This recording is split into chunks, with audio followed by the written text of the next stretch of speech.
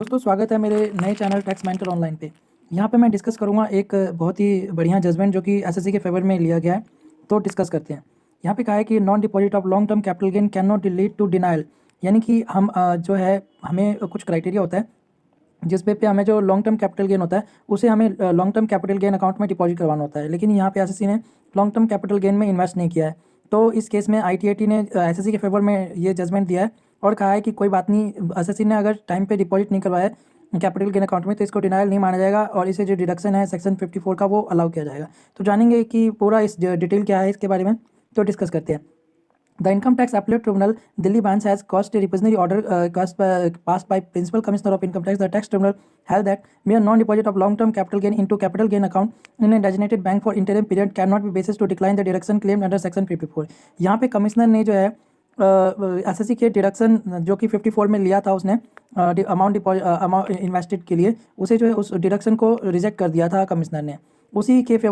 Favour में judgement देते हुए आईटीएटी ने कहा कि नहीं, ये जो आपने किया है डिडक्शन नहीं दिया है वो गलत है, आपको डिडक्शन देना पड़ेगा।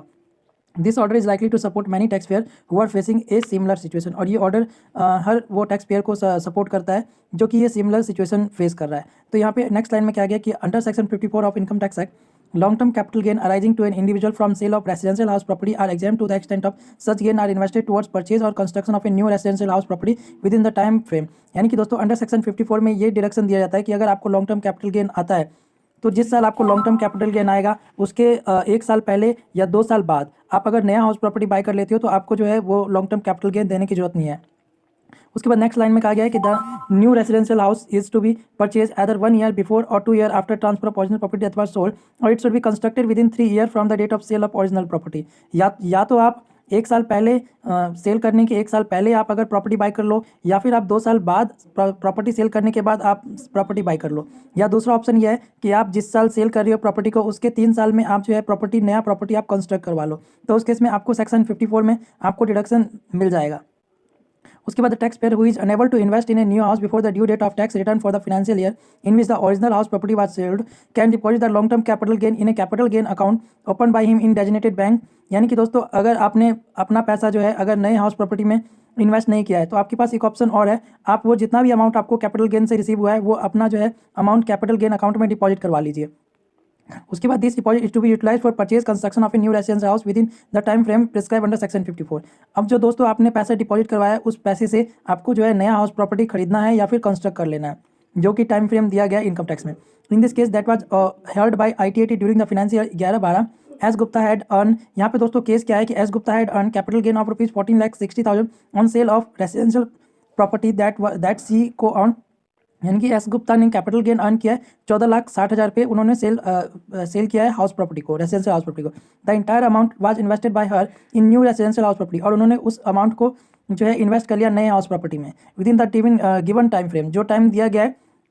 उस टाइम फ्रेम के अंदर उन्होंने अपना पैसा इन्वेस्ट कर लिया। However during a review of her assessment order the principal commissioner noted that she had not deposited the funds in a capital gain account during the interim period all its utilization. यानी कि principal commissioner ने ये justification दिया कि आपने जो है capital gain account में डिपॉजिट नहीं करवाया विद इन टाइम फ्रेम, भले ही आपने इन्वेस्ट कर लिया विद इन टाइम, लेकिन आपने कैपिटल गेन अकाउंट में डिपॉजिट नहीं करवाया। तो the principal commissioner issued a revision order to disallow the deduction under section 54. This led to taxpayer filing an appeal before the ITT, और इस बेस पे जो प्रिंसिपल कमिश्नर है उन्होंने सेक्शन 54 का डिडक्शन एसएससी को नहीं दिया, देने से मना कर दिया। उसके बाद इसी वजह से जो एसएससी ने आईटीएटी में जो है ये अपील फाइल किया। उसके बाद the advocate who represented the tax payer, advocate जो कि टैक्स पेयर के बेस पे रिप्रेजेंट कर रहा है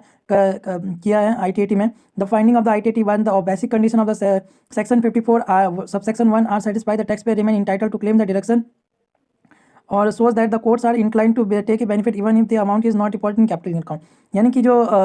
लॉयर है जो एसएससी के फेवर में आईटीएटी में केस लड़ रहा है, उन्होंने कहा कि भले उसने पैसा डिपॉजिट नहीं करवाया कैपिटल गेन अकाउंट में, लेकिन उन्होंने जो है अपना पैसा इन्वेस्ट किया है प्रॉपर्टी बाय करने में, तो इस बेस पे इन्हें जो है डिडक्शन मिलना चाहिए। इस चीज़ को देखते हुए कोर्ट आईटीएटी जो है इनकम टैक्स अपीलेट ट्रिब्यूनल, इन्होंने भी जो है एसएससी के फेवर में जजमेंट दिया और बोला कि हाँ ठीक है, कमिश्नर का जो जजमेंट है वो गलत है, एसएससी को जो है मतलब कि डिडक्शन मिलना चाहिए। तो दोस्तों ये सब था जो एक नया जजमेंट आया है एसएससी के फेवर में। और दोस्तों इस तरह के वीडियो आप लोगों के लाता रहूँगा। अगर आपको मेरा वीडियो अच्छा लगे तो मेरे चैनल टैक्स मेंटर ऑनलाइन को लाइक करें, शेयर करें, सब्सक्राइब करें। Thank you.